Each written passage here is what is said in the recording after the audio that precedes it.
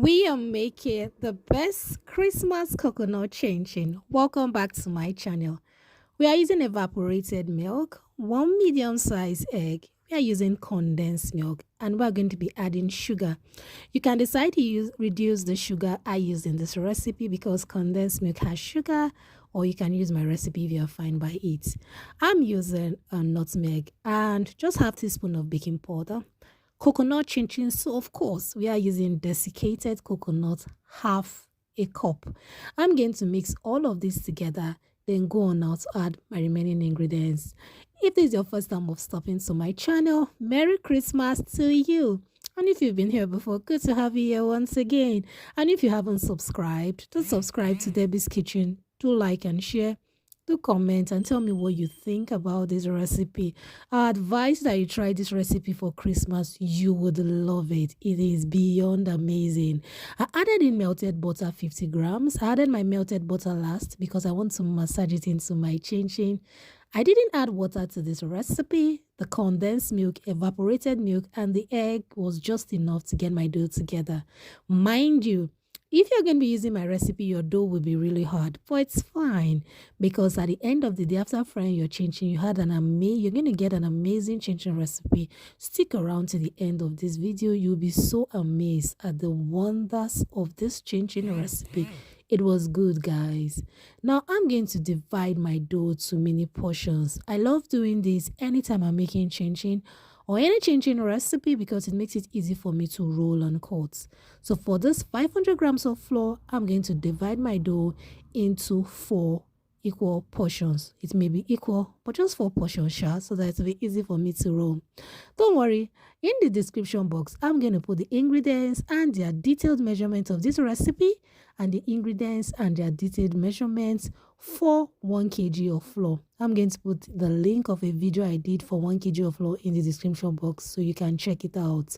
And I'm also going to put the measurement for 1 kg of flour in the description box if you want to make this in larger quantity or if you want to use 1 kg of flour. So I'm going to just cut my chinchin into mini bits. I don't know about you, but for me, I feel small size chinchin looks better and more appealing. Don't you think so? If you like yours big, cut yours big, but I prefer this small size, especially for festive seasons like Christmas or for special occasions. They just look more presentable and more appealing. So after cutting and you realize that your chinchin are getting stuck together, just separate them with your fingers. I like cutting using this method by separating my dough strip into separating them and cutting them in batches, because by using this method, I'm sure that my chinchin will not get stuck to each other. So I love the second method, but you can use whichever method works for you. Heat up your oil, and once your oil is slightly hot, add in your chinchin through the side of your pot so that your chinchin or the oil won't splash back at you. Now, if your oil is too hot, your chinchin will get burnt or it will rush the cooking of your chinchin. So make sure you fry on medium heat.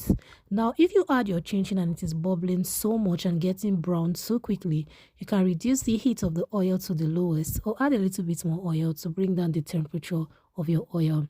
Your chinchin should slightly go from white to light brown until you have a beautiful looking golden brown look like what you can see here.